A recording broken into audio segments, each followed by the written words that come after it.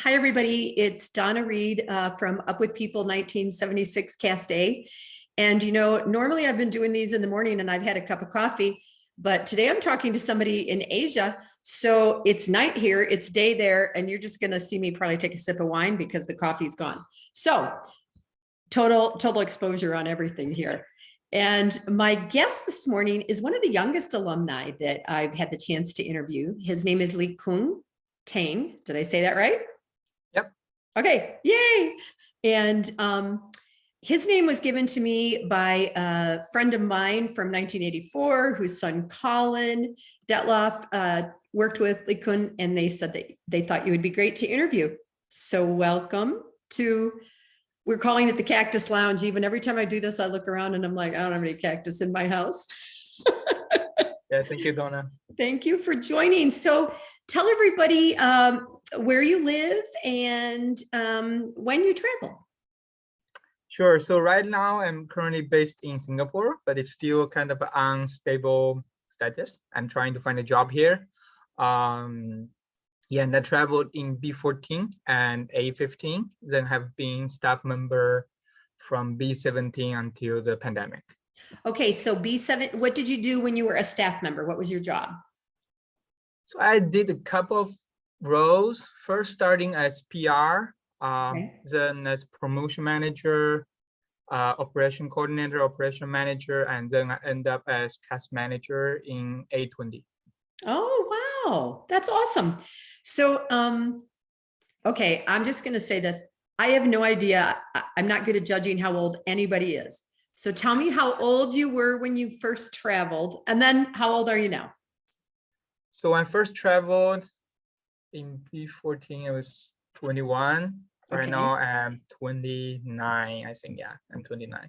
Pretty Okay. old. And were you from Singapore, or were you born somewhere else and now you're looking for a job, or what's the Yeah, I came from China, and right now I'm holding a student pass here and trying to look for a job here. Yep. Okay, so you're from China. How in heaven's name did you learn about Up With People? It was a friend of mine. Actually, I was joining another activity in Beijing, right? It's kind of activity that gather also young people from around the country. And for me, it's also to hear what are the other interesting young people thinking. Okay. And then one of the friend kind of casually mentioned about Up With People, that there is a friend of his that he's really admire that joined this activity, right? So after that, I searched the name and I applied. But it took a long time kind of to convince my parents for me to join, because as you can imagine, in China, like you take a year off from the college and join something that won't even give you a certificate, and it's quite expensive. It doesn't make sense to them. Yeah. So it took me a long time to actually convince them for me to join. Yeah. Okay. So did you then just apply online? You hadn't seen a show, correct? Did you? Yeah, I haven't seen a show. I just talked to one of the alumni about her experience, and she also kind of helped convince my parents. Okay, so someone from China? Yep. And who was that? And when did she travel? Oh, roughly. I don't think I remember. I think she traveled also like a few years before me, definitely after 2000. Okay. Yeah, I think her name is Wan Yu. I remember. Yeah, Zhao. Her family name is Zhao. Yeah. Okay. That's exciting. I interviewed a man yesterday. I say yesterday, could have been 4 days ago. Everything, I've lost track of time. And he traveled with me, but he was also in one of the first casts that went to China.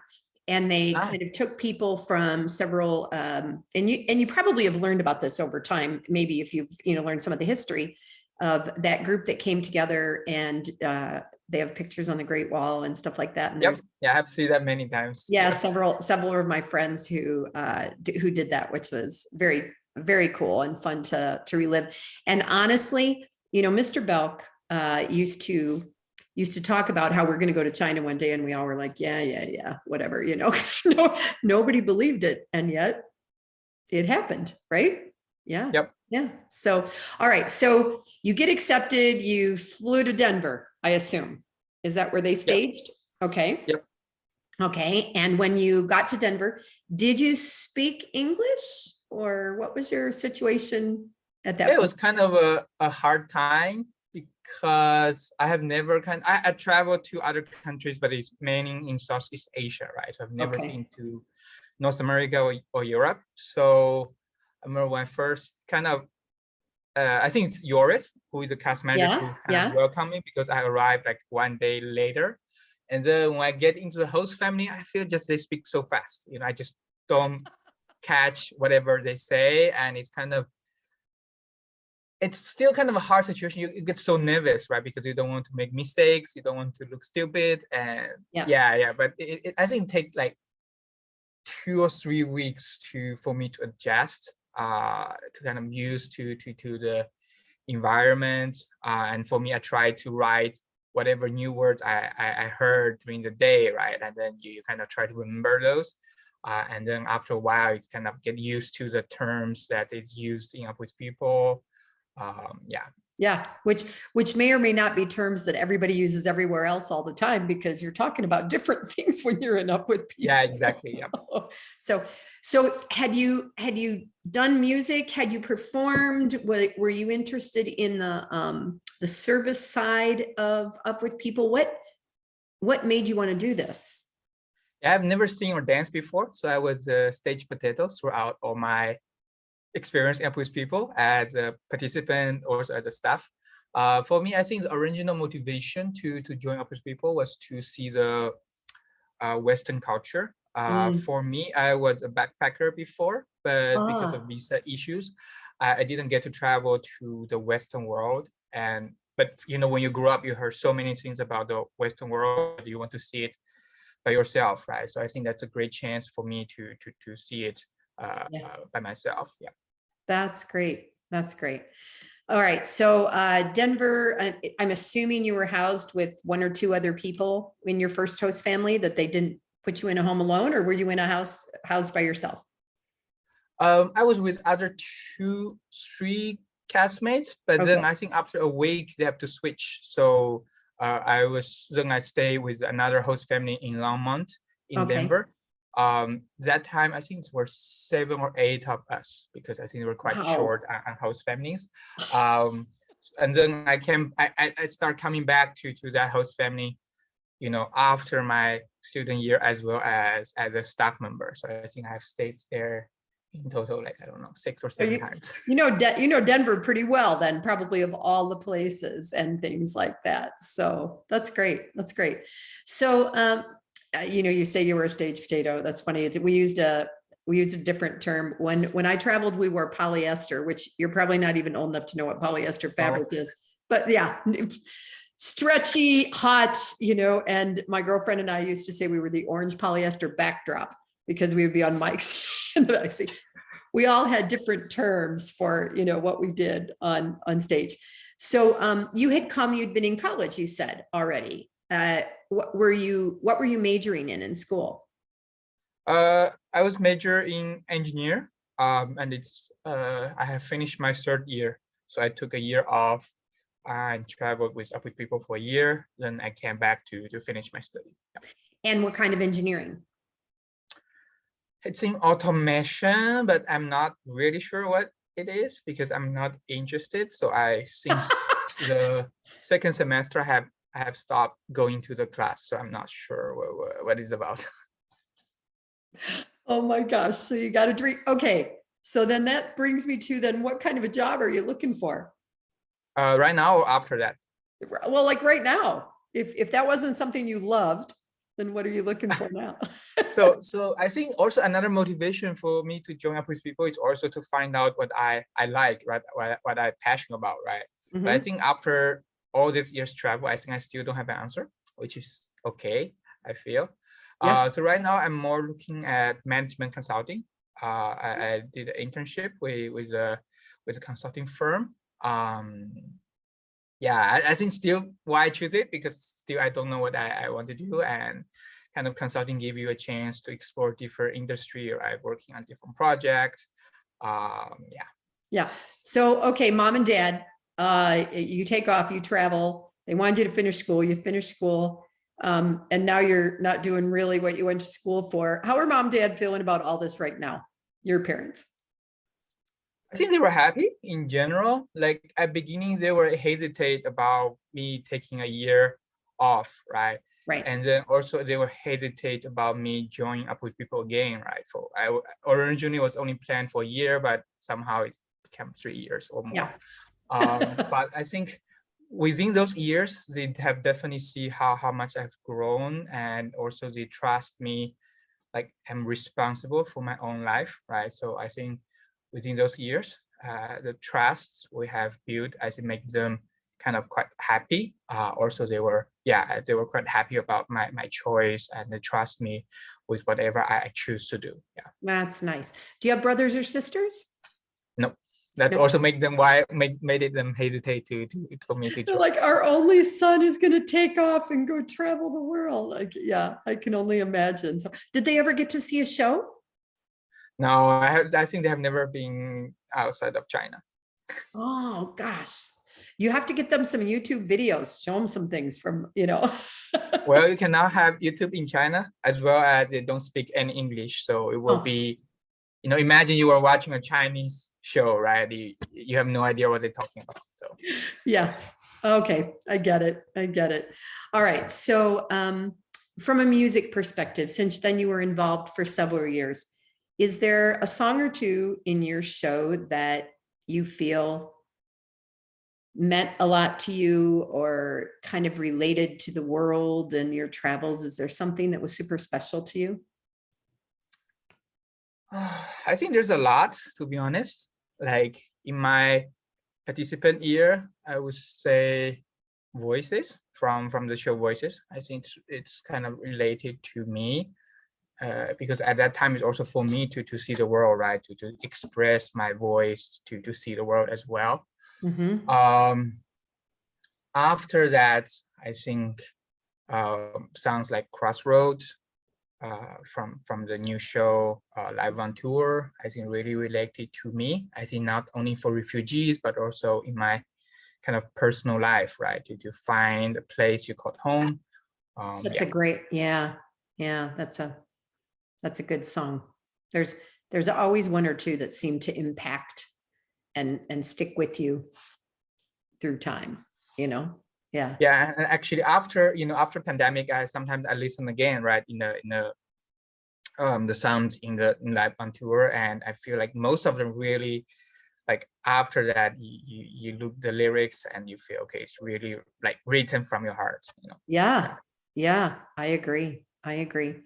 So was there an experience that you had on the road that you think impacted you tremendously? A host family, a place, an event that you think you'll never ever forget? Well, I think there's so many, to be honest, from all those years. I think, for example, in my student year, right? I think for example, the Hunger Banquet workshop, the goodbye to my Denver host family, the farewell in the last show, right? The cast appreciation, and I don't know if I should mention that. For all of those in my student year, I think was quite, and yeah, it's impacted me a lot, and I still remember them very often. Yeah. Are you in touch with cast members? Not really, because I'm those kind of person. If you don't talk to me, I will not talk to you. It's not like I don't care. It just, for me, I don't sometimes you got to be the first one, Likun. I don't use social media that often. I also don't message that often. It's not like I forget you. It's like, yeah, I don't talk that much. Do you know that when I traveled, there was a group of us, there were 4 or 5 that were super close friends. And one of them, her children never knew that she had traveled. They didn't even know, like when they met me, they had no idea why their mom knew me.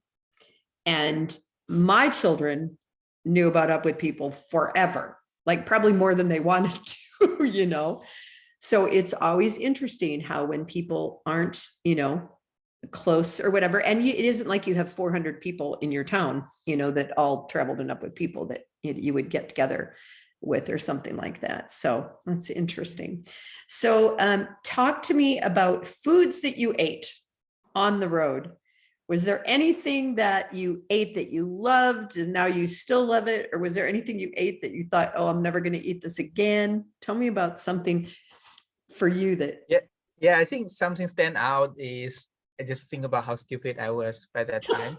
Is we went to Switzerland, I think Switzerland or Germany, and I have never eat cheese before I traveled to Opus people. Really? So yeah, so cheese is like a new thing, right? So this host family kind of did a fondue for me, Wow. and then for me at that time I was like, oh, it's all about cheese. It's it's so hard to eat, so I don't eat that much. I didn't eat that much, but after that, after a while, right, I kind of get used to eat cheese, and I really appreciate the taste and the flavor.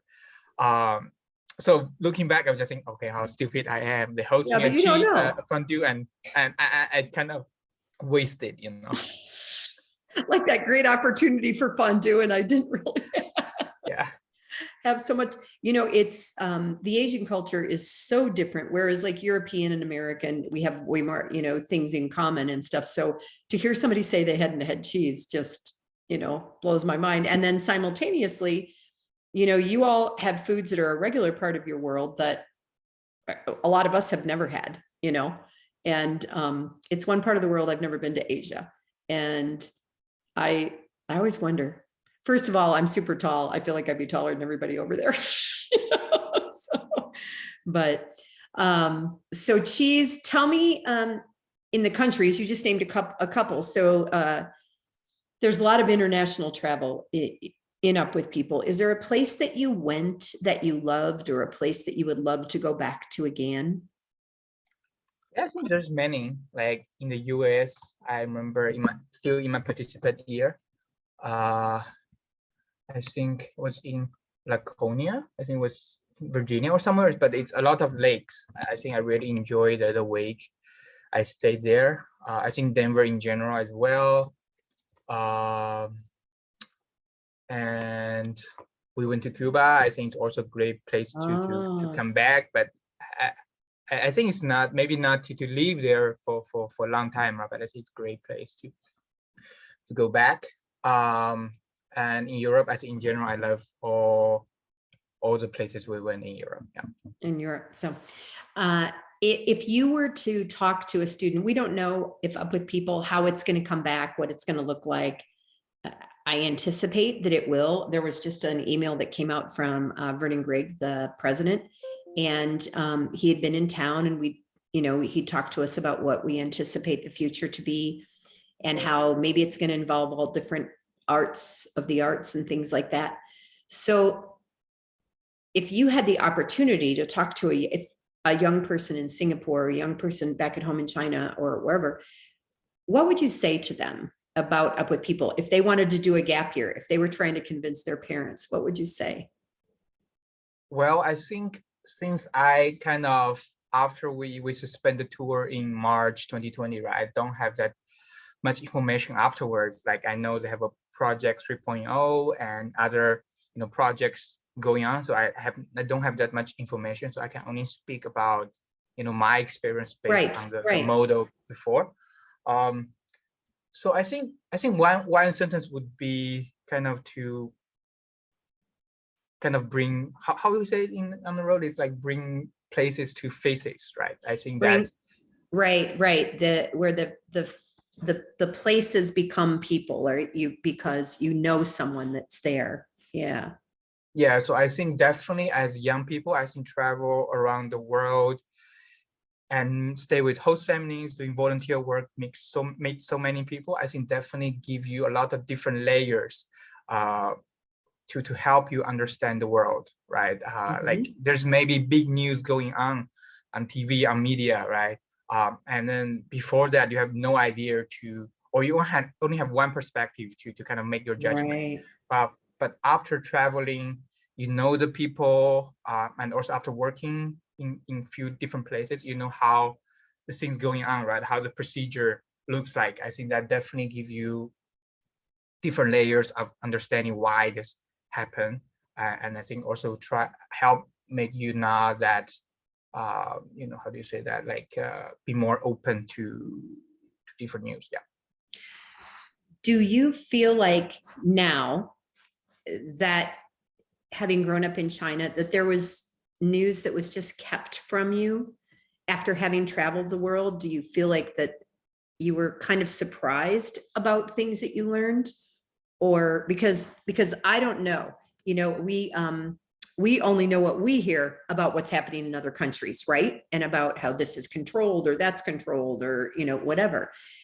Were there things that you learned about other cultures that just totally surprised you? I think in general, not that much. But I think to answer your question, I think in general, the situation is very complicated. For me, not a surprise because I have been actively looking for other news, like different sources of news, right?